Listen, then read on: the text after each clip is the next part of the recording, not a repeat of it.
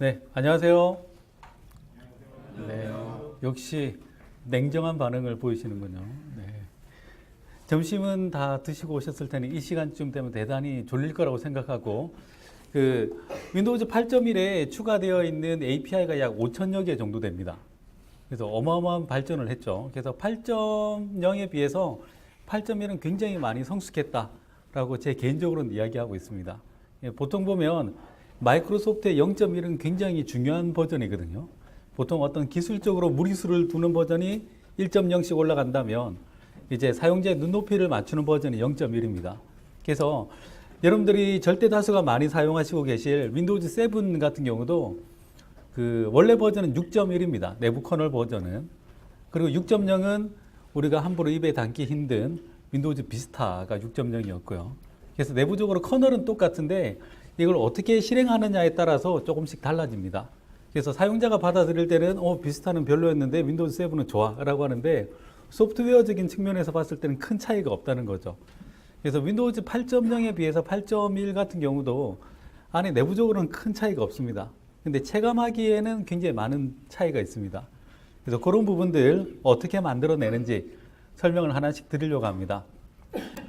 그리고 지금 윈도우즈 8.0을 사용하시고 계신 분들 계십니까? 네, 감사합니다. 네. 대충 봐도 한 100만 명 정도는 쓰시는 것 같습니다. 네. 네, 저는 어쩔 수 없이 이미 8.0을 사용한 지 한 3년 가까이 되는 것 같아요. 제일 첫 버전부터 외부에 공개되기 전부터 이제 조금씩 사용을 했었는데, 이제는 워낙 손에 익어서, 이제 다른 OS가 더 불편할 정도로 그렇게 사용을 하고 있습니다. 0.1이 작지만 큰 변화다라고 했는데, 일단은 간단하게 몇 가지만 소개를 해드리고, 이제 코딩 쪽으로 넘어갈 겁니다. 먼저 보면 이 시작 화면 자체가 시작 화면이나 잠금 화면 이런 것들을 많이 사용자들이 설정하거나 아니면 사용할 수 있게끔 바뀌었습니다. 그래서 슬라이드 쇼를 한다든지 아니면은 잠김 화면에서 스카이프를 이용해서 뭔가 통신을 한다든지 아니면 잠김 화면에서 바로 사진을 찍을 수 있다든지 이런 모바일적인 특성이 많이 들어갑니다. 그 이유 중에 하나는 이제 윈도우즈라는 이 환경 자체가 예전에 데스크탑에 머물러 있는 게 아니라 이제 태블릿 환경으로 빠르게 전환되고 있다라는 여러 가지 정황들이 나오고 있고요. 그리고 원래 이 글로벌 PC 시장에서 보면 부활절부터 크리스마스 때까지가 블랙 프라이데이잖아요. 그 마켓 시즌에 맞춰서 항상 제품이 많이 출시가 되는데 1년 중에 소비되는 재화의 25%가 그때 다 소비가 된다고 합니다. 그래서 PC 시장으로서는 그때가 제일 핫 이슈가 있죠. 그래서 올 연말에 어떤 제품들이 나오는지 그런 것들이 이제 관전 포인트가 될 겁니다. 자, 그래서 락 스크린을 어떻게 사용하는지 제가 제 락 스크린을 보여드리면 아름답죠. 네. 실제 상황입니다. 네. 아무래도 전생에 나라를 구했나 봐요. 네, 미나죠, 미나.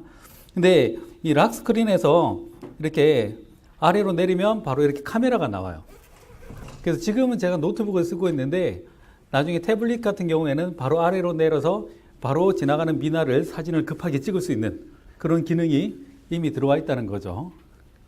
자, 몇몇 웃으시는 분들은 제가 항상 데모를 할 때마다 미나를 쓰고 있기 때문에 항상 감사드리고요. 그 다음에 또 8.1에 달라진 점은 하드웨어 지원이 굉장히 많이 달라졌습니다. 지금 로그인 화면이 있는데 이 로그인 옵션을 보시면 요 맨 끝에 지문이 있죠. 그렇죠? 아이폰 5S에 뭐 터치 아이디가 들어가서 혁신 이러는데 8.1은 이미 터치 아이디가 들어가 있었습니다. 그래서 저는 로그인할 때 바로 이렇게 제 손가락을 이용해서 바로 로그인을 합니다. 이게 8.0에서는 지원이 안 됐고 8.1부터 이 풋프린트라고 하죠. 손가락 인식하는 기술. 이걸 이용을 해서 로그인하는 기능이 포함이 되어 있습니다. 자, 그 다음에 앱에서 화면을 이제 쉐어링하는 방법. 보통 일반적인 태블릿에서는 한 화면에 앱이 하나만 실행되죠. 화면을 쪼개거나 하지는 않습니다. 근데 이 윈도우의 특징이라면 8.0에서는 한 3분의 1 정도 지점에서 이렇게 쪼개져서 동시에 두 개의 앱을 실행시키는 게 가능했어요. 그래서 뭐 대선 때나 이럴 때 보면 옆에 풋프린터로 여당 야당 나와서 열심히 말싸움하고 있고 옆에 트위터 띄워놓으면 트위터에서 뭔 개소리 그런 얘기가 막 올라가고 했었죠. 네, 평소에 말투가 막 나오네요. 그런 식으로 쪼개서 쓸 수 있는 그런 매력이 있었는데 윈도우즈 8.1에서는 이게 3개까지 동시에 보입니다. 그래서 화면을 쪼개는 것도 여러분들이 소스 코드에서 제어를 할 수가 있습니다. 그래서 오늘 제가 할당받은 시간이 1시간 10분입니다. 그래서 1시간 10분 안에 미친 듯이 라이브 코딩을 해서 다 보여드리면 좋겠지만 그럴 수가 없어서 소스는 이미 다 준비가 되어 있고요. 그리고 그 소스는 제가 스카이드라이브를 통해서 다 공유를 해드릴 겁니다. 그래서 이 세션 맨 끝에 보면 주소가 나와요. 그래서 그 주소에 나중에 접속을 해서 사진을 찍거나 메모를 해 두셨다가 접속을 해서 오늘 제가 보여드리는 모든 소스를 다 다운로드를 받으실 수가 있을 겁니다. 자, 그 다음에 서치나 빙과 관련되어 있는 기능들도 많이 바뀌었습니다. 그런 얘기를 많이 하죠. 빙 서치 국내에서는 많이 사용을 안 한다. 그렇죠? 서치만 있는 게 아니라 뭐 음성 인식을 한다든지 아니면 OCR 인식을 한다든지 이런 것들도 빙 플랫폼에서 제공을 해줍니다. 그리고 빙맵도 많이 향상이 돼서 아마 여러분들이 사용할 수 있을 정도의 수준까지 올라왔어요. 그래서 굉장히 사용할 수 있는 수준까지 올라왔다. 다음에 또 앱을 만드실 때 또 스카이드라이브를 사용하는 시나리오도 충분히 활용이 가능합니다. 스카이드라이브를 이용을 하실 때 여러분들이 앱에서 간단한 파일 같은 걸 작업하다가 저장을 할 때 내 해당되는 디바이스에 저장을 하는 게 아니라 스카이드라이브에 바로 저장을 할 수가 있어요. 그럼 어떤 효과가 있냐면 요즘에 PC 다들 몇 대씩 되잖아요. 그렇죠? 왜 그러세요? PC 한 대도 없는 사람들처럼. 그래서 PC에서 회사에서 이렇게 작업을 하다가 세이브 버튼을 누르면 클라우드에 저장이 되는 거죠. 스카이드라이브에. 그리고 나서 회사에서 끝나고 집에 가서 다시 그 앱을 실행을 시키면 클라우드에서 자동으로 다운받는 겁니다. 그래서 이런 형태의 사용을 데이터의 로밍이라고 해요. 데이터가 막 타고 다닌다고 해서. 그래서 윈도우즈 8.1 같은 경우는 설치하고 나면 기본적으로 스카이드라이브하고 연결이 되어 있습니다. 그래서 여기 보면 세팅하는 화면에 바로 이렇게 스카이드라이브라는 게 있죠. 그렇죠. 여기 이렇게 스카이드라이브라고 예쁘게 있고요. 이 스카이드라이브를 통해서 어떤 효과가 있냐면 자, 여기에 카메라 앨범이나 그다음에 동기화 같은 걸 다 설정을 할 수가 있습니다. 그래서 여러분들이 사용하고 있는 이 윈도우의 세팅, 그다음에 인터넷 익스플로러의 즐겨찾기, 그리고 바탕화면 이런 것들이 전부 다 스카이드라이브를 통해서 자동으로 다 싱크가 돼요. 그래서 제가 굉장히 점잖은 자리에 가서 발표를 하는데 그 전날 제가 집에서 바탕화면을 미나로 바꿔놓은 거예요. 그러고 나서 다른 PC를 가지고 갔는데 동기화돼서 갑자기 연예인 사진이 떴던 그렇죠. 그런 적도 있습니다. 그래서 스카이드라이브를 연동하고 하는 것들을 여러분들이 충분히 제어를 하실 수가 있어요. 심지어는 잠금 화면도 제어할 수 있는 그런 API가 다 제공이 됩니다. 자, 그래서 할 수 있는 것들이 굉장히 많아졌다라고 얘기를 합니다. 이 깨알 같은 이걸 제가 여러분들이 시력 측정을 하려고 넣은 건 아니고요. 이렇게 많이 바뀌었다라는 걸 보여드리려고 하는 겁니다. 근데 위쪽을 보지 마시고 맨 밑에 이 API들을 보면 기본적으로 이 PDF 기능 많이 쓰시잖아요. 그렇죠. 특정한 특히나 금융 쪽이나 아니면 전자상거래나 이런 데 보면 사용자 약관이 다 PDF로 돼 있어요. 그래서 그걸 일일이 다 변환해서 쓰는 게 아니라 PDF 파일을 바로 가지고 와서 렌더링을 하는데 윈도우즈 8.1에서 PDF 파일을 사용할 수 있는 API를 바로 제공을 해줍니다. 그래서 맨 끝에 제가 PDF 파일을 어떻게 사용하는지 한번 보여드릴 거고 그걸로 간단한 제가 앱북을 만드는 소스를 만들어 놓은 게 있어요. 그것도 역시 그 스카이드라이브에 다 올려놨으니까 다 다운받아서 열어보실 수가 있을 겁니다. 다음에 스피치 엔진이나 아니면 기본적으로 제공되던 컨트롤들이 다 향상이 됐고요. 다음에 이건 정말 따끈따끈한 얘기인데 오늘 새벽에 3D 프린터를 지원하는 3D 빌더라는 앱이 공개가 됐습니다. 그래서 3D 프린터 쪽은 굉장히 마이크로소프트가 OS 중에서는 제일 빨리 가고 있어요. 이게 어떤 의미가 있냐면 기존에 여기 계신 분들 중에 이제 좀 연배가 있으신 분들은 도스 시절에 프린트 한번 하려고 하면 아래 한글 2.0에서 프린트를 선택을 해야 됐죠. 그렇죠. 도트 8핀 아니면 큐닉스 무슨 프린터 이런 걸 다 그러니까 워드 프로세서 안에서 프린터를 다 지원을 해야 돼요. 근데 지금 3D 프린터 시장 자체가 그렇게 돼 있다는 거죠. 근데 윈도우즈 8.1에서는 그걸 OS 레벨에서 처리를 해줍니다. 그래서 다르게 얘기하면 3D 프린터의 포맷 자체를 표준으로 제시를 했어요. 그게 3MF라고 해서 3D Manufacturer 포맷이라는 걸 따로 제공을 해줍니다. 그래서 그 포맷에 맞춰서 쏘기만 하면 알아서 3D 프린트하고 연결해서 다 처리를 해주는데, 지금 여러분들이 세미나 같은 데나 아니면 컨퍼런스 같은 데 가면 3D 프린터로 막 찍고 있는 거 보이죠? 한 2시간씩 이렇게 찍고 있습니다. 그렇죠? 근데 그거는 그 프린트를 하고 나서 뭔가 정밀한 작업을 할 때는 꼭 필요한 게 있어요. 그 사포라고 하죠. 그 전문 용어로는 빼빠라고도 하는데, 그걸로 이렇게 예쁘게 연상을 해서 정밀하게 안 나오기 때문에 그걸 맞추는데, 그거보다 훨씬 더 정밀한 한 수천만 원대의 제품인 뭐 3D 프린터는 이렇게 고형물을 이렇게 찍어내고 레이저를 쏴서 3D로 찍습니다. 근데 이거하고 관련되어 있는 특허가 벌써 30년이 지났어요. 그래서 특허가 만료됩니다. 내년에. 그래서 내년에 3D 프린터 시장이 크게 열릴 거고, 그래서 그거하고 관련해서 뭐 오토데스크의 뭐 CAD라든지 다양한 소프트웨어들이 지금 마이크로소프트하고 3MF 포맷에 대해서 지금 합의를 하고 제품이 지원하기 시작을 했습니다. 그래서 그런 것들의 맛배기 버전이 오늘 공개가 되었다라고 말씀을 드릴 수가 있을 것 같습니다. 자, 그런데 여러분들한테 이제 API를 제가 막 설명을 해드릴 수도 있지만, 뭐 안드로이드 앱 만들기도 바쁘고 iOS도 좋은데 이걸 왜 하고 있나라고 생각을 하실 수도 있어요. 그래서 약간 여러분들에게 어떤 의지를 드리려고 이 한 장을 넣었습니다. 그 이전에는 터치가 되는 디바이스가 굉장히 비쌌죠. 그렇죠. 지금 굉장히 쌉니다. 그렇죠. 30만 원대, 40만 원대 제품도 다 터치가 들어가는데 감압식 이런 거 아니죠.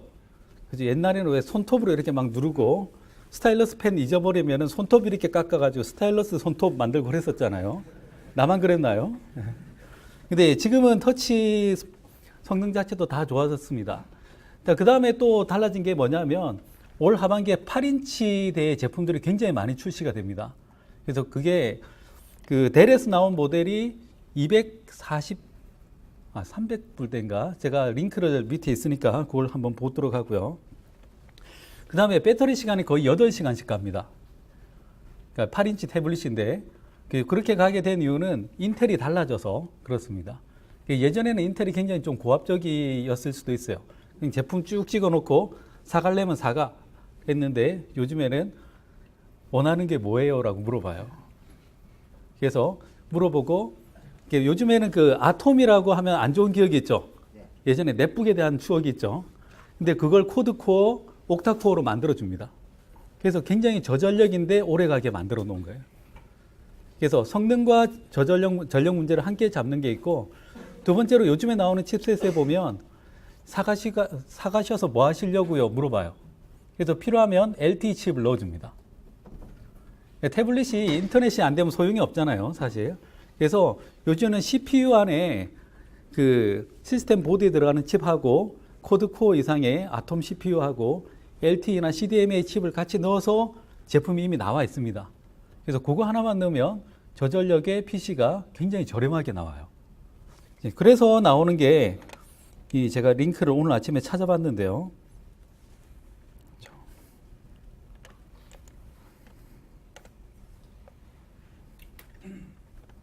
자, 아마존에서 제가 찾아봤어요. 찾아봤더니 이런 제품들이 나오더라고요.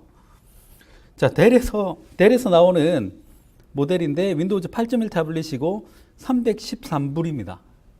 그렇죠. 8인치고 풀 버전의 윈도우즈 8.1이 돌아갑니다. 그리고 이게 ARM 계열이 아니라 그냥 인텔 CPU가 들어간 PC 버전이에요. 그러니까 기존에 쓰고 있던 소프트웨어를 그대로 다 돌릴 수 있는 버전이라는 거죠.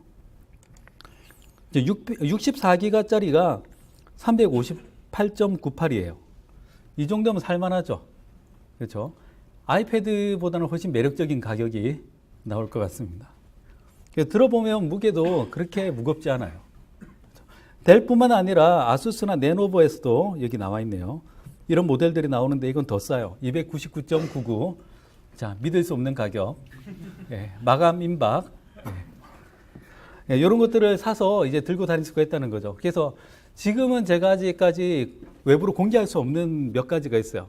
그래서 국내에서도 이렇게 해서 윈도우즈 8.1로 대량의 뭔가 사업을 해보려는 것들이 나오는 것들이 있습니다. 왜냐하면 이제 이 정도면 뭔가 할 수 있겠다는 거죠. 만약 저런 것들이 정부 사업이 되었다라고 하면 조달 단가로 때리면 훨씬 더 떨어질 겁니다. 그렇죠? 그래서 이제 뭔가 해볼 수 있는 시장이 됐고 소프트웨어도 이제 뭔가 해볼 만큼 성숙했다라는 걸 먼저 말씀을 드리고 싶습니다. 자, 그래서 여러분들이 오늘 배우시는 내용이 바로 써먹을 수 있는 내용이다. 멀리 있는 내용이 아니다. 나는 결코 애인이 없거나 심심해서 오늘 이 시간에 나와 있는 게 아니다. 라는 얘기를 먼저 드리고 시작을 하려고 합니다.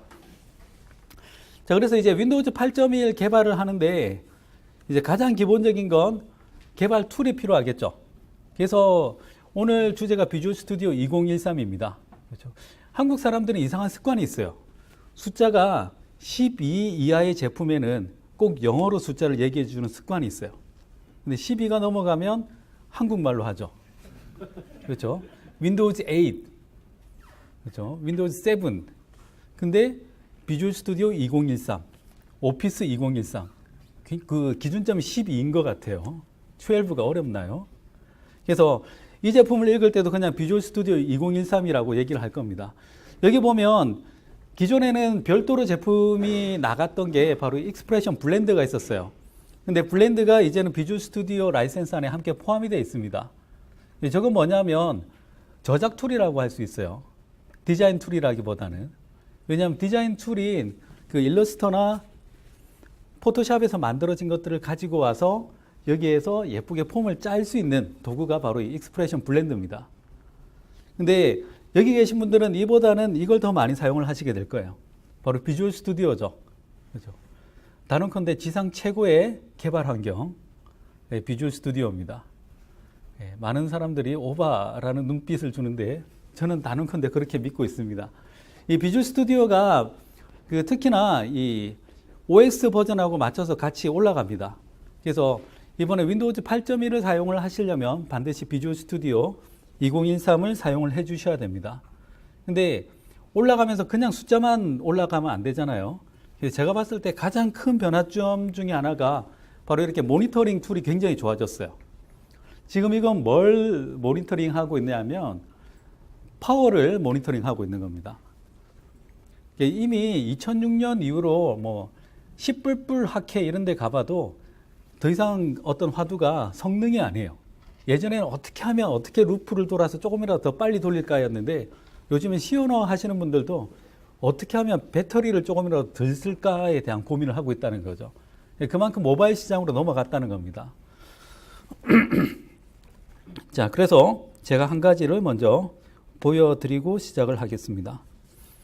자, 제가 샘플로 만들었고 소스를 다 오픈했어요. 그래서 이걸 가지고 여러분들이 나중에 돌아가셔서 여러분들 회사의 뭐 매뉴얼이나 아니면 가지고 있는 소중한 자료들을 PDF로 만든 다음에 여기 폴더에 보면 도큐멘트라는 폴더가 있죠.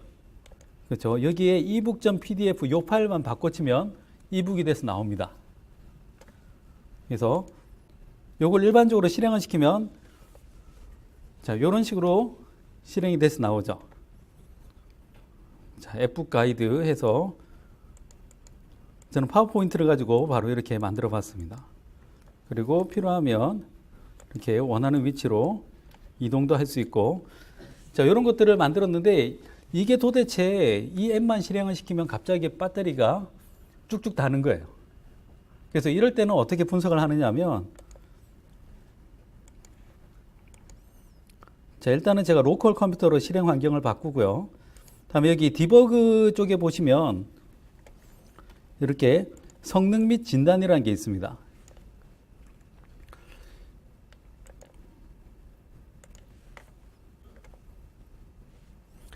자, 여기에 보시면 이제 뭘 테스트 할 거냐를 묻는데 일단은 뭐 CPU 말고 에너지 소비를 제가 측정하는 걸로 체크를 하고요. 자, 그 다음에 시작을 할 수가 있습니다. 자, 이렇게 하면 그 시스템에 대한 정보에 접근하기 때문에 권한 상승이 한번 일어나고요. 그 다음에 바로 제가 이 앱을 사용을 하면 됩니다. 그래서 사용자 패턴을 이렇게 계속해서 분석을 하죠. 그래서 지금 이미 터치까지 다 대응되어 있기 때문에 자, 이렇게 사용을 하다가 앱을 종료를 하는 거죠. 자, 종료하면 이때까지 제가 사용한 데이터를 프로파일링해서 자료를 리턴해 줍니다. 그래서 지금 현재 이 앱에서 어떤 부분이 가장 배터리를 많이 소모하는가 이런 것들을 측정을 해준다는 거죠. 그렇죠. 굉장히 뭔지 모르겠지만 대단한 정보가 나오고 있죠. 그래서 여기에 있는 내용들을 하나씩 이제 보면 시간대별로 내가 어떤 작업을 할 때 배터리 소모가 많았는가 이런 것들을 측정을 할 수가 있습니다. 이게 가능한 게 그 OS 밑단에서 전원을 관리하고 하는 기능들이 윈도우즈 7 때부터 굉장히 많이 강화가 됐어요. 그래서 같은 PC에 윈도우즈 7만 깔아도 전력 소비가 거의 15%까지 줄어드는 그런 현상들이 있었는데 지금은 이제 더 많이 줄어들었습니다. 그래서 앱에서도 각각의 앱이 얼마만큼 퍼포먼스를 이용을 하기 때문에 이렇게 배터리 소모가 심하다라는 걸 확인을 할 수가 있습니다. 그래서 비주얼 스튜디오 2013은 이런 모니터링 관련해서 굉장히 기능이 좋아졌고요. 그 다음에 또 좋아진 게 코딩 환경 자체가 굉장히 좋아졌는데 그건 아마 다른 데서도 많이 확인을 해보실 수가 있을 것 같습니다. 자, 윈도우즈 쪽에 보면 자, 기본적으로 기존에 있던 이게 하늘색으로 이렇게 희끄무리하게 된 게 원래 제공하던 API예요. 그리고 좀 진하게 파란색으로 된 게 이번에 업데이트 된 겁니다. 자, 업데이트 된 걸 보면 이런 것들이 많이 달라졌어요. 여기 보면 지오 로케이션, GPS 관련한 기능들이 굉장히 많이 업데이트가 되었다라고 되어 있고요. 다음에 다이렉트 3D, 2D. 자, 이건 뭐냐면 말 그대로 다이렉트 X죠. 자, 그 다음에 또 달라진 게 이제 컨트랙 쪽이 또 달라졌어요. 이건 뭐냐면 이 자료에 보시면 여기 검색이나 공유 이런 것들이 있죠. 이런 것들은 각각의 앱 서로가 어떤 계약을 통해서 서로 데이터를 주고받고 검색을 허용하고 하는 하나의 계약입니다. 그래서 이걸 여기서는 컨트랙이라고 하는데 이런 부분들이 역시 강화가 되었다라고 되어 있습니다. 그리고 이 윈도우즈에서 제공하는 외적으로 보면 이제 빙이나 애저 쪽, 클라우드 쪽이 굉장히 많이 달라졌다라고 이야기를 합니다. 그래서 요즘에는 참 환경은 좋아진 것 같아요. 물론 이제 창업이 쉬운 건 아니지만 여러분들이 어떤 아이디어가 있으면 이렇게 애저 모바일 서비스 같은 거 붙여서 서비스를 만들고 여기에 오토 스케일링 같은 걸 이용해서 사용자들의 어떤 요청에 맞춰서 자동으로 용량이 커졌다가 작아졌다가 하게끔 만들고 그리고 앱은 이렇게 만들고 만약에 필요한 디바이스가 있으면 뭐 오픈되어 있는 하드웨어들 많잖아요. 아두이노나 뭐 라즈베리 파이 같은 걸로 만들고 껍데기가 필요하다 하면 중국에 맡기는 게 아니라 3D 프린터로 바로 뽑고 그래서 원하는 걸 참 얼마든지 만들어낼 수 있는 그런 환경이 되었습니다. 자, 그런데 8.1이 되면서 새로 추가된 기능들은 더 많다는 거죠. 여기 보면 스캐너도 이제 OS나 OS 레벨에서 지원을 하고 있어요. 3D 프린터도 마찬가지고 이건 무슨 얘기냐면 여러분들이 API로 직접 스캐너를 컨트롤하는 게 가능해졌다는 겁니다. 앱상에서. 그래서 앱상에서 여러분들이 어떤 스캐너를 찡 하고 불러온 다음에 그 이미지를 빙에다가 보내요. 그럼 빙에서 제공하는 API 중에 OCR을 제공해주는 API가 있습니다. 그걸로 이제 문자 인식을 한다든지 이런 식으로 연결하는 시나리오들이 나오기 시작하는 거죠. 자, 그 다음에 보면 이제 웹 쪽에는 WebGL 지원하는 게 달라졌고요. 그 다음에 하드웨어 쪽은 굉장히 많이 달라진 것들이 많이 있습니다. 그렇죠. 자, 그 다음에 달라진 것 중에 하나가 바로 PDF, 아까 제가 설명해 드린 PDF가 있고, 그 다음에 어포인트먼트는 뭐냐면 일정에 접근을 하는 게 허용이 됩니다. 예, 보통 보면 이제 기업 환경의 어떤 앱을, ROB성 앱을 만든다든지 할 때는 이렇게 일정에다가 그냥 일정 따로, 스케줄 따로, 내 제품 따로 이렇게 나오는 게 아니라 바로 이렇게, 요거는 메일이고요. 자, 제 일정인데요. 네, 일정에 바로 접근해서 뭔가 약속을 잡으면 실제로 이 시스템의 일정에다가 바로 넣어준다는 거죠. 그 다음에 또 사용자에 대한 정보들도 따로 노는 게 아니라 이 OS에서 제공하고 있는 사용자의 정보를 바로 컨트롤하는 게 가능해졌다는 겁니다. 그래서 이런 것들이 이제 OS 레벨에서 지원이 되는데 요건 뒤에 가면서 하나씩 샘플을 통해서 확인을 해볼 수가 있습니다. 자, 그래서 지금 이 시점에 여러분들이 할 수 있는 건 뭐냐면 일단 윈도우즈 8.1로 OS를 업그레이드 하십시오. 감사합니다. 예. 더 이상 드릴 말씀이 없네요. 일단 업그레이드 하시고요. 예, 평가판도 있습니다. 그리고 몇 달 뒤에 구입하시면 됩니다. 네. 아니, 그리고 나서 그 다음에 마이크로소프트 어카운트를 하나 만드셔야 되는데 이건 아마 다들 하나씩 가지고 있을 거예요. 핫메일, 뭐 아웃룩 메일은 다들 가지고 계실 거고요. 그 다음에 비주얼 스튜디오 2013을 설치를 하시면 됩니다. 그래서 상위 버전을 까면 아무래도 더 좋겠지만 아니면 익스프레스 버전 가지고 일단 시작은 해보실 수가 있을 겁니다. 자, 윈도우즈 8 앱을 만들 때는 몇 가지 방법이 있죠. XAML 기반으로 해서 C샵으로 만드는 방법, 그 다음에 C++로 만드는 방법, 그 다음에 HTML, 자바스크립트로 만드는 방법, 이렇게 세 가지 방법이 있습니다. 근데 국내에 올라오는 앱을 보면 거의 98% 이상이 다 C샵으로 만듭니다. 당연한 결과일 수도 있어요. 왜냐하면 C++로 만들면 아무래도 좋을 것 같긴 한데 생산성이 떨어져요. 그리고 HTML, 자바스크립트는 왠지 모르게 웹 프로젝트가 되니까 소스가 일반적인 애플리케이션 개발자가 봤을 때는 복잡해진다는 느낌이 있는 거죠. 게다가 C샵은 이미 WPF 실버라이트 때부터 XAML과 관련되어 있는 소스나 노하우가 많이 쌓여져 있습니다. 그래서 다들 C샵을 거의 다 선택을 하고 있고요. 그 다음에 C샵에서 윈도우즈 런타임을 바로 네이티브 수준으로 호출할 수 있는 단계까지 이미 다 가 있기 때문에 사실상 C++하고 성능 차이는 없다고 봐도 무방할 정도로 성능 차이는 없습니다. 그래서 계속해서 이 C샵 쪽으로 발전이 많이 되고 있다라고 보고 있고요. 다음에 다이렉트X를 사용을 하기 위해서는 반드시 C++를 사용을 하십시오. 일단은 그게 제일 좋고요. 그래서 게임 같은 거 개발할 때는 거의 다 C++를 사용을 하는데 이제 조금 달라진 게 있다면 이제 C샵에서도 다이렉트X를 안에 호출해서 사용할 수 있는 방법이 8.1에서는 제공이 된다는 겁니다.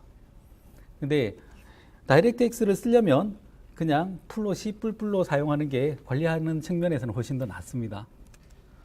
그래서 이 화면 같은 경우에는 이것도 샘플인데 윗부분에 저 메뉴바는 C샵으로 되어 있고요. 가운데는 다이렉트X로 되어 있어요.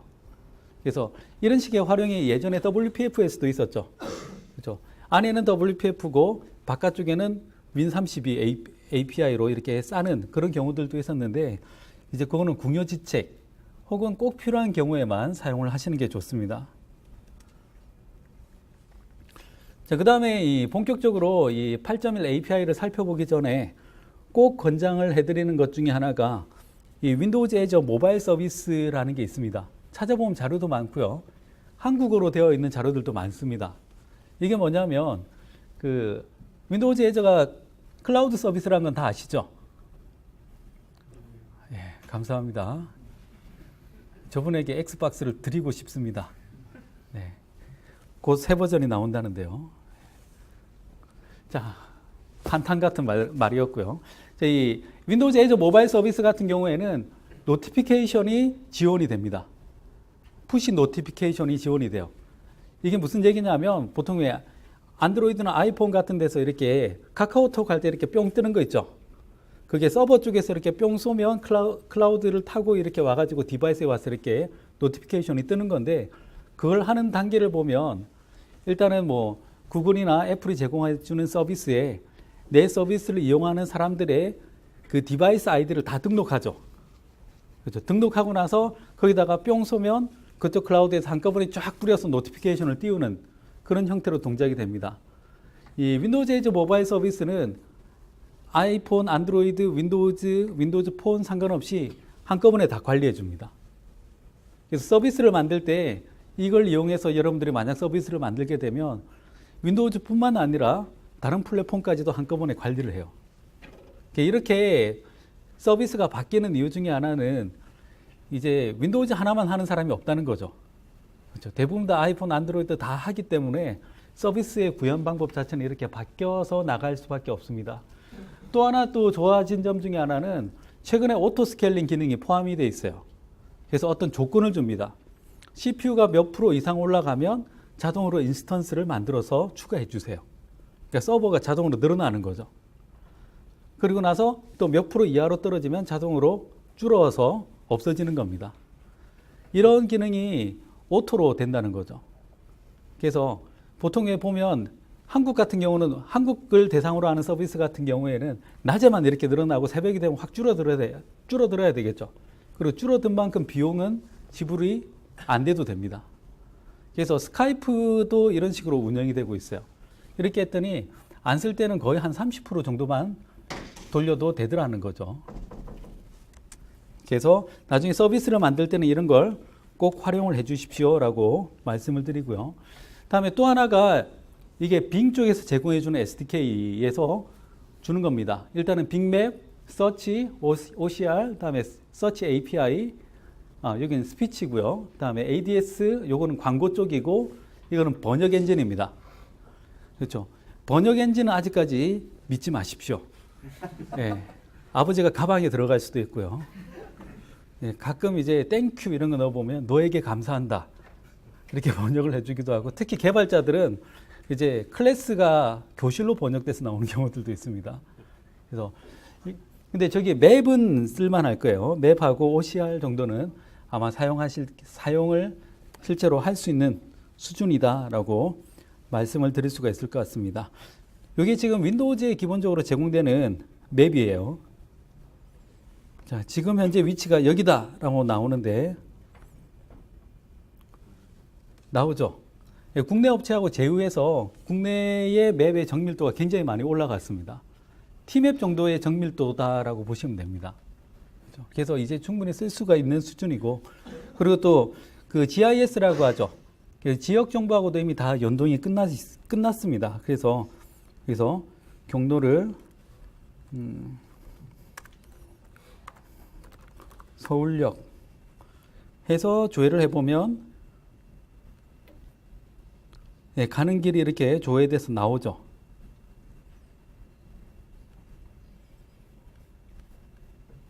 자, 딴 데로 갔네요. 네, 가끔 그럴 때가 있어요. 네. 서비스라는 건 계속 발전하기 때문에 아마 내일쯤 되면 훨씬 더 좋아질 겁니다. 네. 안 그러다가 갑자기 이러네요. 네. 부끄럽습니다, 갑자기. 그렇죠. 이미 다 예상을 하고 한 거고요. 여러분들이 졸릴까봐 예, 수습이 안 되네요. 아무튼 맵의 정밀도는 예전에 이 맵을 보여드리면 다 대동요 지도다, 동북 여지승남이다라고 하시는 분들이 있는데 지금은 이제 실용할 만한 수준이 되었다라고 말씀을 드릴 수가 있습니다. 이제 윈도우즈 8.1에서 달라져 있는 자꾸 제가 왜 웃음이 나죠? 몇 가지를 살펴보도록 하겠습니다. 일단은 그 기존의 8.0에서는 어떤 기능이 들어가는 게 중요했어요. 근데 8.1에서는 그 기능이 완성되는 데 초점이 가 있습니다. 그래서 기존에 사용하던 컨트롤들이 굉장히 많이 달라졌습니다. 보통 이런 그림을 보면 이제 개발자들 중에서도 약간 하드코어한 사람들은 굉장히 좋아합니다. 이게 윈도우즈에서 제공해주는 컨트롤들의 그 상속 계층도입니다. 그래서 내가 버튼을 상속해서 뭘 만들어야지, 아니면 리스트 박스를 상속해서 뭘 만들어야지 할 때 어디에 어떤 계층을 타고 이걸 봐서 내가 만들 건가를 이걸 보고 알 수가 있죠. 자, 먼저 이 텍스트 블럭이 달라졌습니다. 예전에 이 텍스트 블럭이라고 하면 그냥 텍스트만 달랑 나왔죠. 그렇죠? 텍스트를 표시할 수 있는 컨트롤이 두 개가 있었어요. 윈도우즈 8.0에서는 그게 텍스트 박스가 있고 텍스트 블럭이 있었습니다. 텍스트 박스는 글자를 입력할 수 있는 컨트롤이었고요. 텍스트 블럭은 기존에 사용하던 라벨 컨트롤 정도의 의미다라고 보시면 됩니다. 그래서 여기서 말하는 텍스트 블럭은 리드 온리의 라벨 컨트롤이다라고 보면 되는데, 옆에 있는 이 결과물들을 보면 많이 달라졌어요. 여기 보면 이렇게 뭡니까? 분수가 표시가 가능하죠. 그렇죠. 4분의 1, 뭐 2분의 1 이런 것들이 보이고 있고요. 그래서 여기에 있는 이 내용들을 보면 이 텍스트를 어떤 형태로 사용을 할 것인가를 옵션에 따라서 옆에서 원하는 형태대로 계속해서 변형을 해서 보여주는 게 가능하다는 겁니다. 그래서 이 옵션을 열고 하나하나 제가 설명을 하면 여러분들은 자연스럽게 네파를 알파파로 떨어뜨릴 거예요. 그래서 이런 게 가능하다라고만 보여드리고, 자세한 내용은 제가 보여드리는 그 소스를 나중에 다운받아서 까보면 제가 입이 아프게 얘기하는 것보다 더 도움이 될 겁니다. 다음에 항상 뭔가가 이제 어느 수준 이상으로 올라가면 보통 한 2.0 정도의 완성도가 보이면 그때 들어가는 컨트롤이 바로 이 리치 텍스트 박스입니다. 보통 워드 같은 데서도 RTF 파일로 출력할 수 있죠. 그렇죠? 이 리치 텍스트 박스를 이용을 해서 이렇게 리치 텍스트를 출력을 할 수가 있는데 이제 예전에 WPF에서도 이런 기능이 있었어요. 이 리치 텍스트 안에 이렇게 은근슬쩍 이렇게 버튼 같은 컨트롤이 들어가는 게 가능합니다. 이게 왜 필요하느냐면 여러분들이 만약에 그 신문 앱 같은 걸 만들었어요. 그럼 안에 있는 기사는 리치 텍스트로 만들었죠. 그렇죠? 그 안에 광고 컨트롤 같은 게 들어가서 그걸 누르면 다른 데가 연결된다든지 뭔가 팝업이 돼야 되겠죠. 그래서 이건 컨텐츠 안에 컨트롤이 들어갈 여지가 필요하다는 겁니다. 그래서 이런 기능들이 들어가는데 여기 있는 이 내용들을 보면 자, 실제로 내용이 여기에 이렇게 한 문단씩 정해져 있는 게 보입니다. 근데 여기 보면 이 인라인 UI 컨테이너가 있죠. 여기에 버튼이 들어가 있는 거예요. 그래서 여러분들이 이제 중요한 게 컨텐츠가 굉장히 많이 강조되는, 특히나 이제 모바일도 모바일이지만 태블릿 사이즈가 되면 컨텐츠가 굉장히 많이 중요하게 되는데 컨텐츠 중간중간에 뭔가를 표시할 때 이 인라인 컨테이너를 이용을 해서 집어넣는 게 가능해집니다.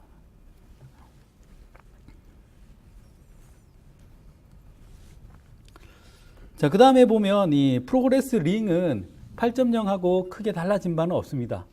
근데 사람들이 잘 안 쓰니까 제가 여기서 다시 한번 소개를 해드립니다.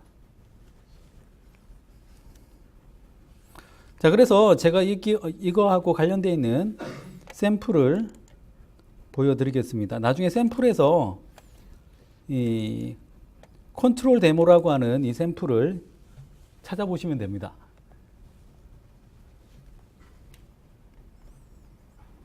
사실 이 샘플도 어제 나온 따끈따끈한 샘플입니다.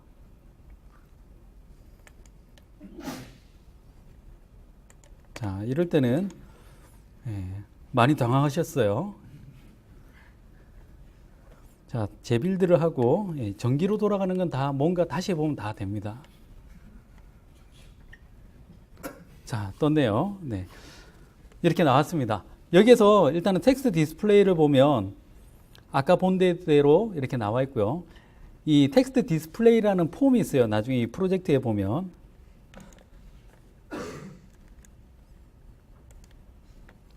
자, 텍스트 디스플레이 페이지라는 게 있죠. 여기. 자, 여기에 있는 이 XAML 파일을 열어보시면 어떻게 구성되어 있는지를 나중에 확인을 해 보실 수가 있습니다. 자, 이렇게.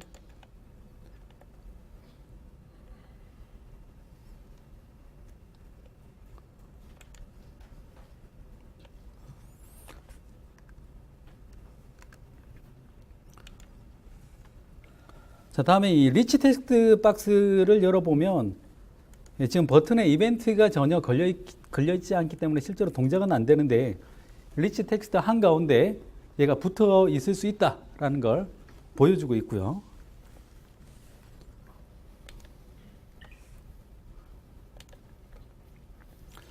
자, 그 다음에 제가 또 보여드릴 게 이겁니다. 자, 이미지를 디스플레이 하는데 위에 거하고 아래 거하고 똑같아 보입니까? 달라 보입니까? 그렇죠. 앞쪽에 계신 분들은 다른 게 보일 겁니다. 그렇죠. 그렇죠. 예.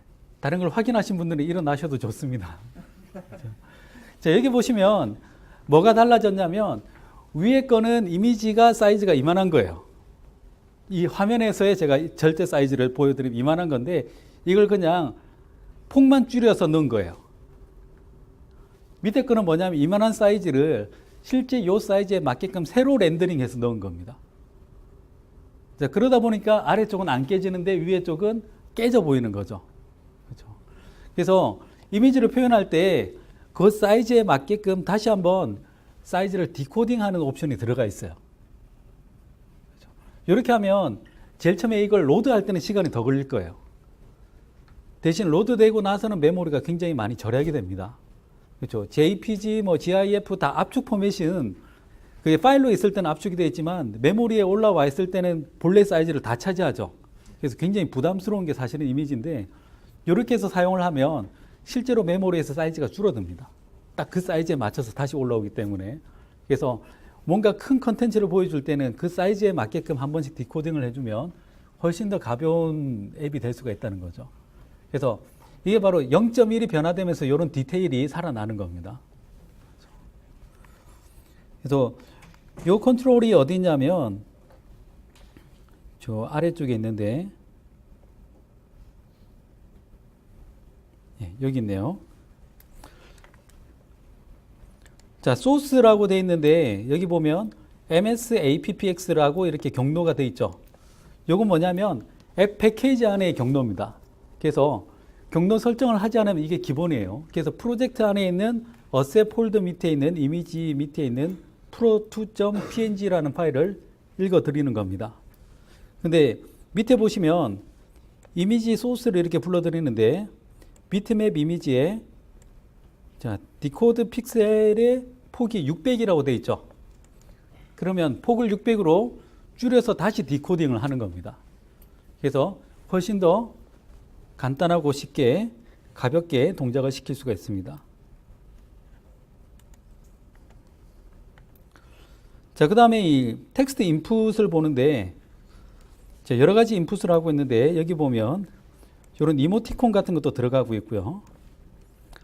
다음에 달라진 게 그냥 이렇게 마우스로 찍었을 때는 잘 몰라요. 근데 이걸 터치로 이렇게 선택을 해보면 이렇게 터치로 선택을 하게 되면 가상 키보드가 나옵니다. 그래서 이 키보드 타입을 내가 선택을 할 수가 있다는 거예요. 그래서 이게 이메일을 입력할 때 키보드 타입이 틀리고 그다음에 또 URL을 입력할 때 키보드 타입이 틀리겠죠. 그래서 각각에 맞는 키보드 타입을 텍스트 박스에 설정을 할 수가 있다는 겁니다. 자, 이건 좀 다른 느낌인데 만약에 한정 키를 이렇게 눌러서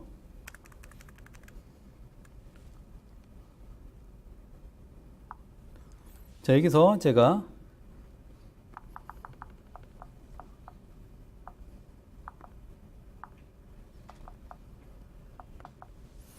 자, 이렇게 바로 입력을 할 수가 있다는 겁니다. 그래서 각각에 맞는 키보드를 불러낼 수가 있는데 그 기능은 위쪽에 있습니다.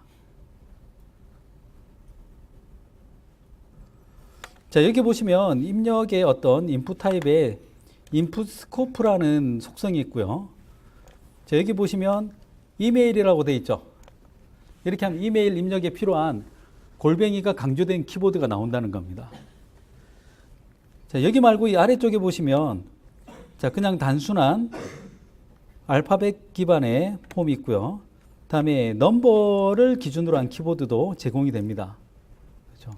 그래서 이런 것들을 적절하게 사용을 하시면 지금 뭐 모바일 환경에서는 굉장히 자연스럽게 사용을 하고 있지만 PC 환경에서는 이런 것들이 부족했거든요. 그래서 이런 것들을 좀 더 잘 활용을 하실 수가 있을 것 같습니다. 다음에 이 리치 에디트 박스라는 게 있는데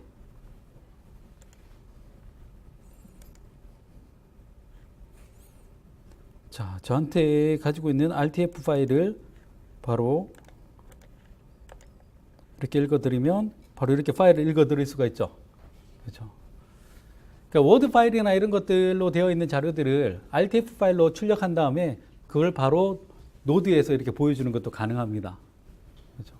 이게 리치 텍스트 박스뿐만 아니라 리치 텍스트를 수정하거나 입력할 수 있는 리치 텍스트 에디터라는 게 하나가 더 포함이 되어 있습니다. 그래서 리치 텍스트 박스는 그냥 보여주는 거고요. 얘는 일종의 편집기다라고 보시면 될 것 같습니다.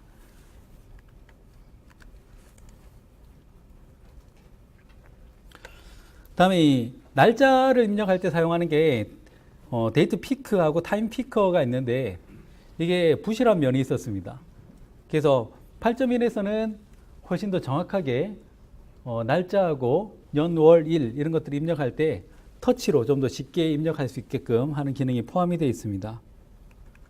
자, 요것도 한번 볼게요.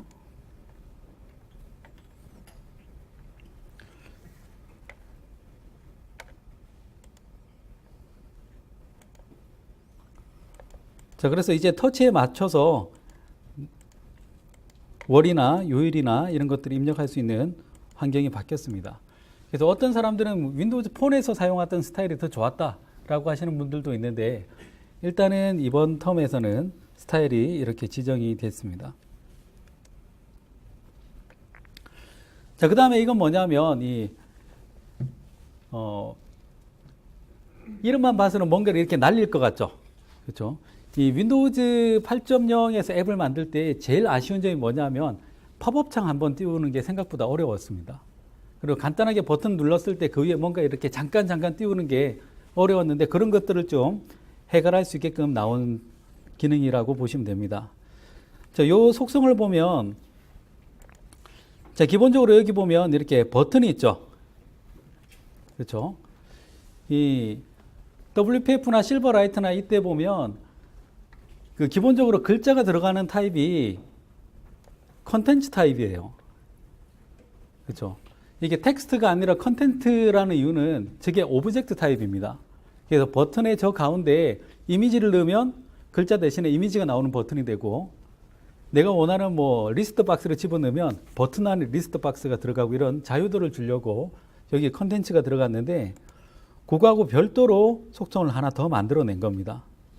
그래서 여기 보면 이 플라이 아웃이라는 이 컨트롤 안에 내가 넣고 싶은 내용을 이렇게 넣으면 이게 버튼을 누를 때 나르게끔 하는 겁니다. 나른다는 느낌이 어떤 느낌인지 보면,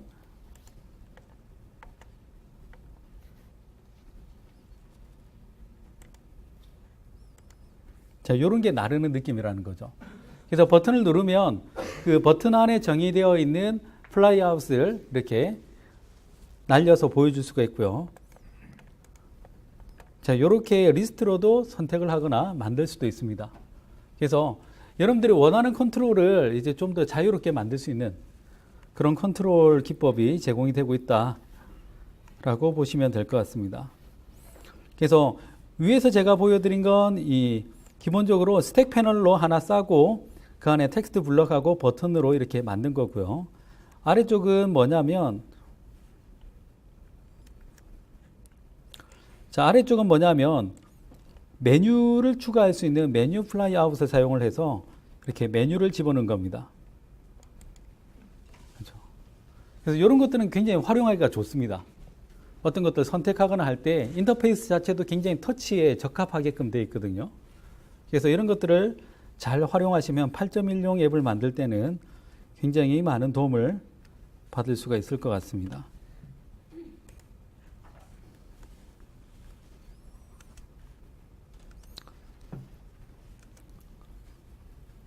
자, 트랜스폼은 일단 넘어가고요. 자, 이제 서서히 지겨워지기 시작하죠. 그렇죠? 하지만 시간도 얼마 남지 않았기 때문에 열심히 진도를 나가겠습니다. 그 여러분들이 이제 어떤 앱을 만들 때 가장 큰 고민 중에 하나가, 그 아이폰 같은 경우도 해상도가 이제 세 가지가 됐죠. 3GS, 4S 가 또 하나의 계열이 됐고, 그 다음에 5, 5S 이렇게 세 가지 해상도로 지원해야 되는데, 안드로이드는 난리죠. 그렇죠. 해상도가 없어요. 근데 윈도우즈도 해상도가 없습니다. 어떤 제품이 나올지 아무도 몰라요. 그래서 해상도를 어떻게 하면 맞추느냐가 굉장히 많은 고민 중에 하나입니다. 갑자기 나는 1024-768에 맞췄는데 이만한 모니터를 놓고 보면 앱이 딱 요만해 보인다든지, 아니면 컨트롤이 여기만 몰려 있다든지 이러면 되게 어색하잖아요. 그래서 그럴 때 좀 자연스럽게 사용하는 방법이 바로 이 뷰박스를 사용을 하는 게 가장 쉽게 사용하는 방법 중에 하나입니다. 이게 뭐냐면 뷰박스 안에다가 뭔가를 집어넣으면 뷰박스의 사이즈에 맞춰서 안에 있는 것들이 자동으로 사이즈가 다 커졌다 줄었다 하는 겁니다. 그러니까 저 뷰박스의 사이즈만 조절하면 안에 있는 내용은 다 바뀌는 거예요. 사이즈가. 그래서 굉장히 수월하게 가는 거죠. 만약에 이게 포토 앨범이다 라고 하면 이미지 컨트롤이 있는데 그걸 뷰박스로 싸고 뷰박스를 외부 컨트롤 사이즈하고 연동을 시켜버리면 사이즈가 커지면 이미지도 같이 커지는 겁니다. 그래서 별거 아닌 것 같은데 뷰박스가 굉장히 쓰기 쉬운 컨트롤 중에 하나다. 그래서 보통 이렇게 사이즈에 대해서 유연하게 디자인하는 방법이 두 가지가 있어요. 첫 번째는 이 뷰박스 같은 걸 이용을 해서 사이즈를 해당되는 해상도에 맞춰서 이렇게 늘렸다 줄였다 하는 방법이 있고요. 두 번째는 아이템의 개수를 많게 했다가 적게 했다가 이렇게 두 가지 방식이 주로 사용이 되는데 대체로 이 뷰박스를 사용하면 물을 것도 없고 고민할 것도 없이 그냥 해결이 됩니다. 그래서 간단한 것들은 이 뷰박스를 사용을 하시면 되고요. 다음에 이 플립뷰 같은 경우는 아까 제가 PDF 앱 시작할 때 잠깐 전원 테스트 할 때 보여드린 앱 있죠. 거기 보면 페이지가 이렇게 넘어가죠. 그 페이지 넘어가는 걸 구현할 때 바로 이 플립뷰라는 이 컨트롤을 사용을 하시면 됩니다. 플립뷰 컨트롤이 있고 플립뷰 컨트롤 안에 아이템들이 있어요. 이 아이템도 오브젝트 타입입니다. 그래서 여러분들이 넣고 싶은 것들을 아무거나 넣을 수가 있어요. 그래서 여기다가 이미지를 넣으면 이미지 앨범이 넘어가는 거죠. 그래서 이런 것들을 이용을 하시면 굉장히 수월하게 터치가 지원되는 화면을 만들 수가 있습니다. 물론 마우스를 가져다 대면 여기 보시면 이런 비겁한 화살표가 나오죠. 요건 마우스를 대면은 비겁한 화살표가 나옵니다. 근데 저걸 누르면 페이지가 이렇게 팍팍 넘어가요. 근데 터치를 이용하면 자연스럽게 이렇게 넘어갑니다. 그래서 하나의 컨트롤인데 손을 대느냐 마우스를 대느냐에 따라서 다르게 동작이 됩니다. 그렇죠? 그래서 나중에 그 PDF 앱 그 템플릿을 나중에 여러분들이 열어보면 이미지 컨트롤을 그 PDF에 있는 페이지 수만큼 계속해서 이렇게 만들어 가지고 이 플립뷰 밑에다가 계속 추가하는 소스를 볼 수가 있을 거예요. 그렇게 하면 바로 PDF 뷰어가 나옵니다. 그렇죠? 그래서 굉장히 쓰기 쉬운데 효과가 좋은 그런 컨트롤 중에 하나고요. 다음에 기존에 사용하던 리스트 박스 같은 건 잊어주십시오. 훨씬 더 유연하고 쓰기 쉬운 이 리스트 뷰가 있어요. 그래서 리스트 뷰는 이렇게 리스트 박스처럼 사용을 할 수가 있습니다. 근데 개수가 많아진다, 아니면 화면 전체를 사용하고 싶다, 이럴 때는 리스트 뷰가 아니라 그리드 뷰를 사용을 하시면 됩니다. 그래서 그리드 뷰, 만약에 이게 사진이다 라고 하면 그리드 뷰 밑에다가 이미지를 왕창 추가하면 이미지가 이렇게 쭉 나온다는 거죠. 그리고 이렇게 하면 좋은 게 뭐냐면 이 윈도우즈 8의 가장 기본적인 설계 철학 자체가 버튼이 바깥에 안 보이게 하는 겁니다. 버튼은 전부 다 이렇게 앱바나 참바나 이런 데로 다 숨겨버리고 기본적으로 안에는 이렇게 컨텐츠만 보이는 거예요. 그리고 이 컨텐츠를 바로 사람이 선택을 할 수 있게끔 하는 게 윈도우즈 8의 디자인 설계 철학 중에 하나입니다. 그래서 이렇게 그리드 뷰를 사용을 하시게 되면 이게 컨트롤이자 바로 컨텐츠가 되는 거예요. 그리고 이 사이즈는 이제 외부 사이즈하고 연동을 시켜놓으면 해상도에 따라서 자동으로 개수는 정해집니다. 그래서 굉장히 쓰기 유용한 컨트롤 중에 하나예요. 다른 데 갔더니 이걸 직접 만드시고 계시는 분이 있던데 웬만한 건 다 있습니다. 윈도우즈 8.1 안에서. 그래서 선 검색 후 코딩을 하시는 게 삽질을 피할 수 있는 방법입니다. 이건 뭐냐면 그 시멘틱 줌이죠. 시멘틱 줌이라고 해서 뭔가 이름이 희면적인 뭔가 어마어마한 것 같지만 실제로 제공해 주는 건 단순합니다. 뭐가 제공이 되느냐면 시멘틱 줌이라고 하는 컨트롤이 제공이 되는데 이 시멘틱 줌 인 뷰가 있고요. 다음에 아웃 뷰가 있습니다. 자, 이게 어떤 효과가 나는지 제가 윈도우즈에서 기본적으로 제공해 주는 걸로 보여드릴게요. 자, 여기 보시면 이렇게 컨트롤이 있는데 자, 파일이 굉장히 많죠. 그렇죠? 제가 마우스 두 개를 제 손가락 두 개를 이렇게 가운데로 모으면 자, 첫 자의 화면으로 바뀌죠. 그러고 나서 하나를 선택하면 해당되는 위치로 이동을 한다는 거죠. 그래서 이걸 줄였을 때는 뭔가 의미의 집합으로 모였다가 선택을 하면 다시 개별적인 목록으로 보게끔 하는 이게 바로 시멘틱 줌입니다. 근데 이걸 구현하는 게 뭔가 대단해 보여. 이걸 이제 사용하기에 따라서 이제 여러 가지로 사용을 하실 수가 있어요. 어떻게 사용을 하느냐면 월별 매출이다 라고 했을 때 줄이면 부서별 매출이 그래프로 나오게 할 수 있겠죠. 그래서 가장 그래프가 낮은 쪽은 사장님하고 면담이 준비가 되겠죠. 그렇죠? 바로 그런 식으로 활용을 하는 게 바로 이 시멘틱 줌입니다. 그래서 이 비슷한 프로젝트를 시멘틱 줌은 아닌데 한 적이 있었는데 그 프로젝트 이름이 대시보드였어요.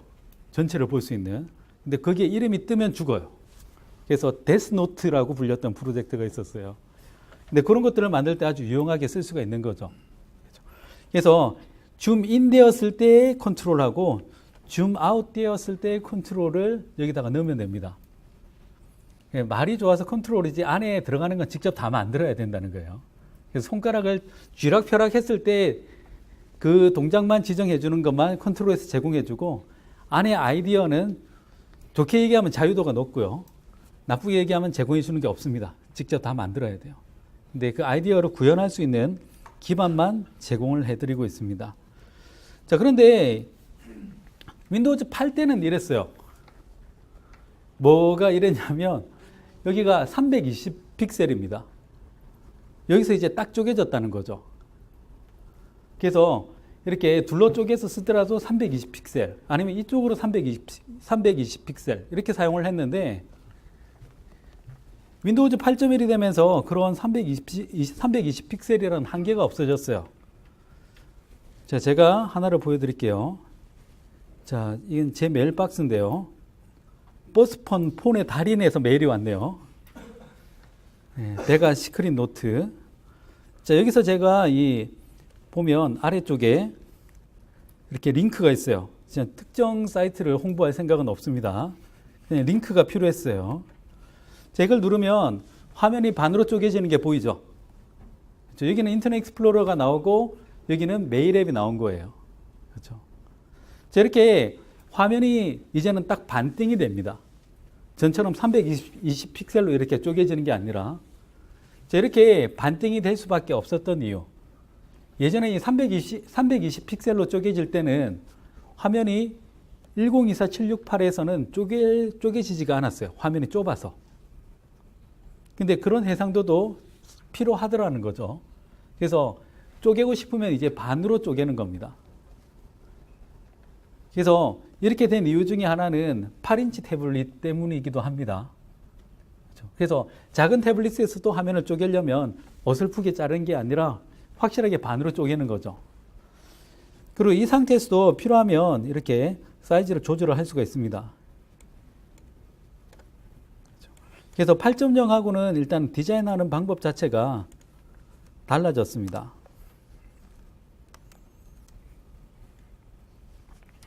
자, 그래서 몇 가지 기본적으로 하셔야 되는 게 그 디자인을 하실 때 최소 500픽셀에서도 어색하지 않게 디자인하는 게 디자인 가이드입니다. 이제 320 픽셀이라는 게 제한이 없어지고, 그렇죠?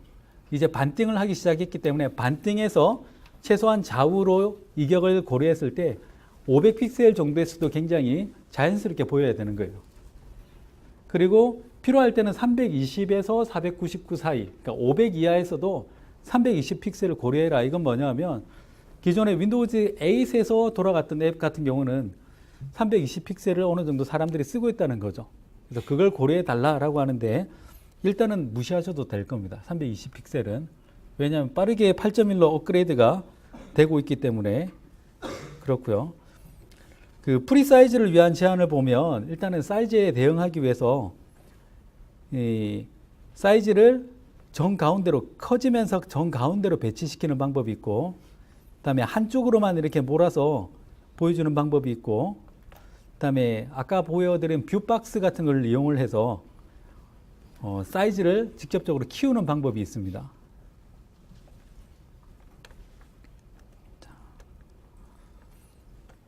자, 이건 뭐냐면 이제 예전에는 그 윈도우즈에서 제공해주는 개발 툴에서 해상도 좌측으로 몰 거냐, 우측으로 몰 거냐, 이걸 세로로 세웠을 때 이런 것들을 전부 다 옵션으로 제공을 해줬어요. 근데 이걸 이제 거의 직접 정의를 해서 쓰는 방식이 있는데 이건 나중에 소스를 보면서 한번 이해를 해보시면 이해가 될 겁니다. 근데 주로 사용하게 될 기능은 바로 이거 같아요. 그 화면에 사이즈가 이렇게 조절되죠. 그렇죠? 조절되었을 때 뭔가 개발자가 해줘야 되는 것들이 있어요. 개수를 좀 더 줄인다든지 아니면 사이즈를 리사이즈를 해준다든지 할 때 아무튼 사람들이 이 반띵을 했을 때 사이즈를 바꾼다든지 했을 때 그때 발생되는 이벤트가 사이즈 체인지드 이벤트가 있습니다. 그래서 이 이벤트를 잡아서 코딩을 해주면 된다라는 내용이 여기 포함이 되어 있습니다. 자, 이건 뭐냐면 세컨더리 뷰라고 하는 건 뭐냐면 아까 제가 보여드린 거 링크를 눌렀더니 어떻게 됐습니까? 화면이 반으로 쪼개졌죠. 그렇죠? 그런 걸 만들 수 있는 방법입니다. 자, 요 설명은 일단 각설하고, 자, 이게 기본적으로 그 페이지가 로드 될 때 어떤 과정을 겪는지를 요게 app.xaml 안에서 주로 정의가 되어 있는 내용입니다. 어떤 내용이냐면 기본적으로 현재 윈도우의 커런트 컨텐츠의 프레임을 하나 만들고요. 그 안에 새로운 프레임을 만들고 루트 프레임을 생성한 다음에 해당되는 위치로 이동을 하는 거죠. 그래서 이동하는 위치가 메인 페이지라는 겁니다. 그래서 윈도우즈 템플릿에서 제일 먼저 접속하는 페이지가 메인 페이지.xaml이죠. 그렇죠? 네, 그렇다고 합니다. 네. 아직까지 자, 비주얼 스튜디오를 그냥 일단 이걸 닫아 볼게요. 자, 제가 가장 기본적인 걸 안 보여드렸나 봅니다. 비주얼 스튜디오를 제일 처음에 실행을 시키면 이런 식으로 바뀌었죠. 그렇죠? 2012에 비해서 훨씬 더 컬러풀하고 그리고 예뻐진 외모를 가지고 있는데, 여기서 새로운 프로젝트를 이렇게 선택을 해보면,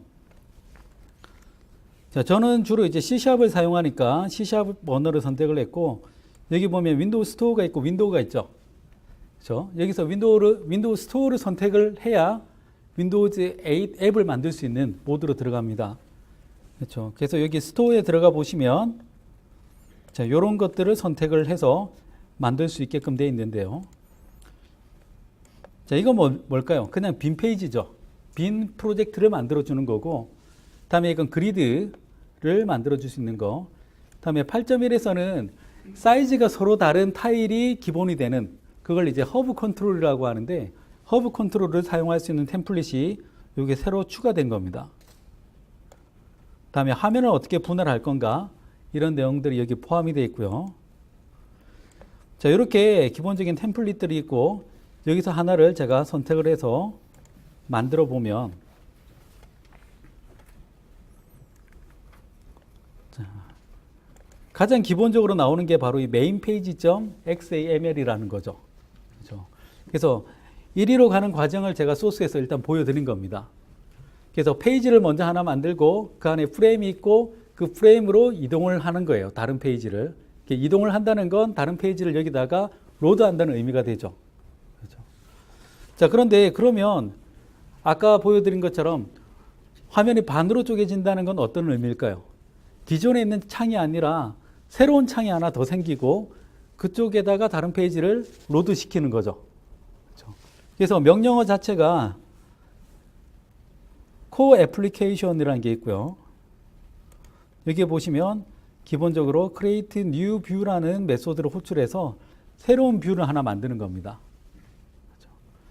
그리고 해당되는 새로운 뷰에다가 새로운 프레임을 만들고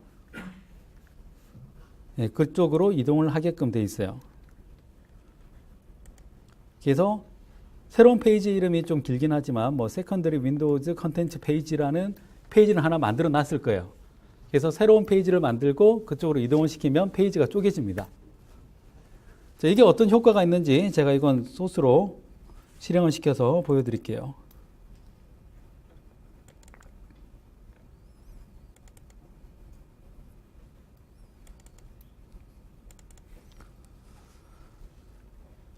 자, 열심히 뭐 사진을 찍거나 하실 필요는 없습니다. 소스는 다 제공해 드립니다. 자, 당황하실 필요가 없다고 했죠. 네, 다시 빌드.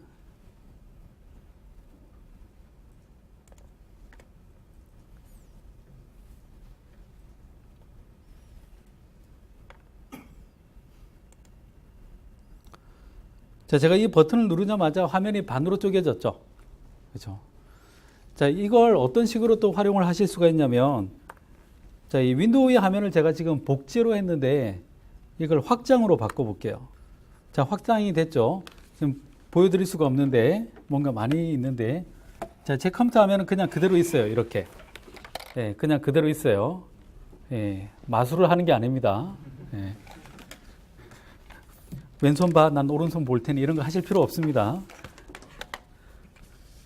자, 이걸 제가 잡고 옆으로 이렇게 옮길 수가 있다는 거죠. 자, 지금 보시면 여기 제 컴퓨터 화면하고 다른 화면이죠. 그렇죠? 이렇게 하면 두 개의 화면을 사용을 할 수가 있다는 겁니다. 이게 굉장히 편리한 거예요. 그렇죠? 만약에 여러분들이 포스용 애플리케이션을 만들었다라고 하면 나는 여기 테이블별로 얼마 이게 나와야 되고 앞에 사람한테는 가격이 나와야 되죠. 그렇죠? 내가 만약 보험을 상담한다라고 하면 나는 열심히 이 사람이 맞는 보험 상품을 검색을 하고 있고 여기는 선택된 보험 상품에 대해서 나와야 되죠. 그래서 멀티 스크린을 지원하는 시나리오가 구현이 가능하다는 겁니다. 그렇죠? 그래서 이게 8.0에서는 안 됐었어요. 근데 8.1부터는 이런 것들을 활용할 수 있도록 달라졌습니다. 자, 이제 달라진 것들이 몇 가지 더 있지만 일단은 윈도우즈 8하고 중복되는 건 빠르게 넘어가겠습니다. 이제 노골적으로 지겨워하시는 분들이 생기기 시작했습니다. 그래서 이런 부분들은 빨리 넘어가고요. 공유나 검색 이런 것들은 거의 유사하기 때문에 빨리 넘어가고, 자, 이제 또 달라진 점 중에 하나를 보여드리면 아까 제가 연락처에 접근이 가능하다라고 얘기를 했었죠. 그렇죠? 그 연락처에 접근하는 방법은 그냥 API를 열어서 무조건 다 접근하게끔 하면 문제가 생깁니다. 프라이버시 문제가 생기겠죠. 그렇죠? 그래서 지정되어 있는 피커를 통해서만 접근이 가능합니다. 그러니까 파일에 접근할 때도 왜 파일 피커 같은 걸 띄워서 파일 목록에서 파일을 선택하게 하죠. 그렇죠? 사용자도 마찬가지 방법으로 접근이 가능하게끔 합니다. 그래서 여기 보면 그 피커가 제공되는 게 바로 여기에 있고요. 피커를 통해서 셀렉션 모드로 선택을 하고 사용자를 선택을 할 수 있게끔 되어 있다라고 되어 있습니다. 요거는 역시 샘플을 보면서 이해하는 게 더 빠를 것 같아요. 자, 제가 샘플하고 같이 설명해 드릴 게 하나가 더 있는데 이 기능을 API에서 호출한다고 해서 무조건 동작하지는 않습니다. 자, 요 샘플은 그 C# 샘플이라고 치면 샘플 코드가 쫙 나옵니다. 그것만 모아놓은 사이트가 있어요. 그래서 거기에서 구하실 수 있는 소스고요.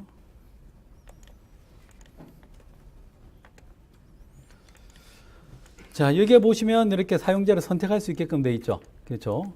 이 연락처에서 사용자를 가지고 와서 선택을 하면 그 사용자가 가지고 있는 이메일 주소나 연락처 이런 정보들을 가지고 올 수가 있습니다. 그래서 필요하면 그 사용자의 정보에서 이메일을 가지고 와서 메일을 연동해서 메일을 보낸다든지 하는 식의 코딩이 가능해질 거예요. 그렇죠? 근데 이 프로젝트에서 여러분들이 아셔야 되는 게 저걸 부른다고 해서 무조건 사용이 되는 거 아니고요. 사용이 된다 하더라도 어디에서 탈락이 되냐면 스토어에서 리젝을 먹습니다. 그 이유가 왜 그러냐면 여기 보시면 이 앱에 대한 정보를 가지고 있는 파일이 따로 있는데요. 여기 보면 패키지에 보면 앱 매니페스트라는 파일이 있죠. 이게 앱에 관련되어 있는 정보들을 다 가지고 있는 파일입니다. 그래서 이 파일을 제가 열어보면 이 앱이 가지고 있는 능력을 여기다가 미리 정의를 해 두셔야 됩니다. 그리고 여기 정의되지 않은 능력을 사용하게 되면 리젝이 되거나 아니면 앱 자체에서 실행이 거부됩니다. 그렇죠? 그래서 지정된 스킬만 시전할 수 있는 능력이 있다는 거죠. 자, 그래서 여기 보시면 선언이라고 있는데요. 이 선언 메뉴에 보시면 이렇게 여러 가지 기능들이 있죠. 인쇄 작업을 할 거냐, 백그라운드 작업을 할 거냐, 카메라도 여기 설정을 해야 되고요.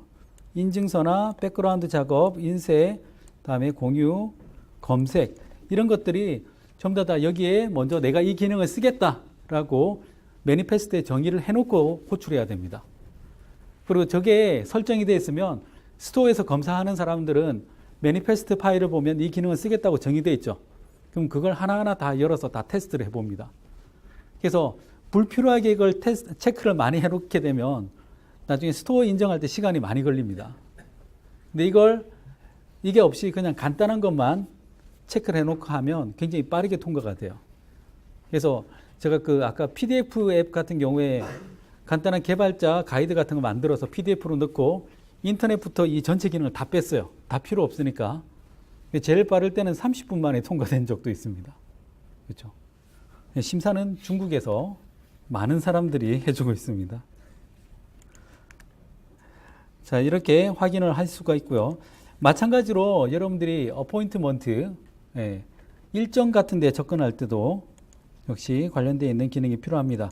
일정은 제가 여기 일정 샘플이 있는데, 여러분들이 만약에 제가 공유해드린 파일에 문제가 생기면 이렇게 다시 한번 빌드를 하시면 실행이 잘 될 겁니다.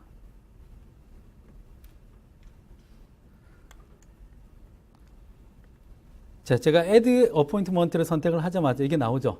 그렇죠? 이게 지금 제가 사용하고 있는 저희 회사 메일 주소입니다. 여기에 제 일정이 연동이 되어 있어요.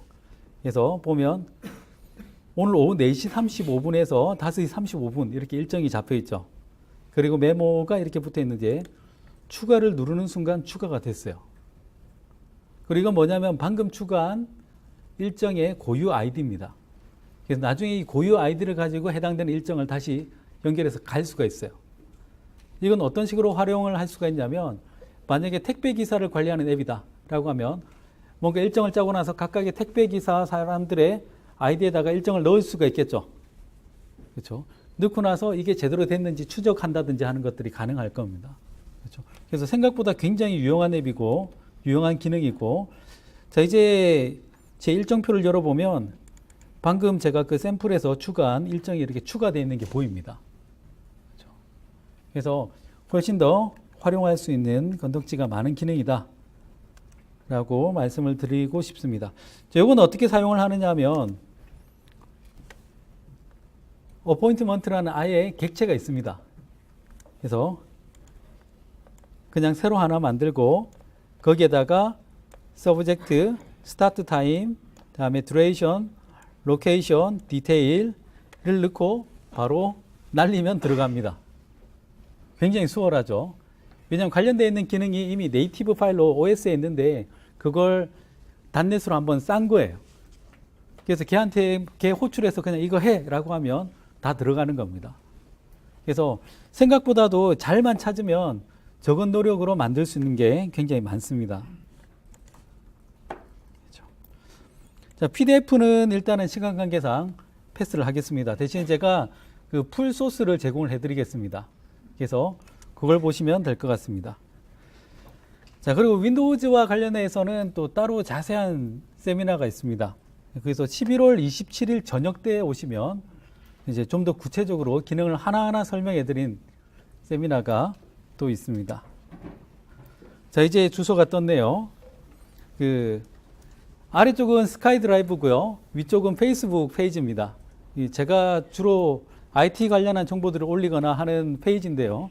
이쪽 페이지에 라이크를 누르시면 계속해서 저 소스를 제가 업데이트를 칠 겁니다. 그래서 업데이트 되는 정보를 실시간으로 받아보실 수가 있을 겁니다. 자, 이제 시간이 다 됐다고 하니까 여기서 마치고 추후에 뭔가 질문이나 또 이건 어떻게 해요? 아니면 이건 이렇게 했으면 좋겠어요. 이런 내용들은 계속해서 페이스북을 통해서 도움을 드리도록 하겠습니다. 졸린 시간 잘 들어주셔서 감사합니다. 감사합니다.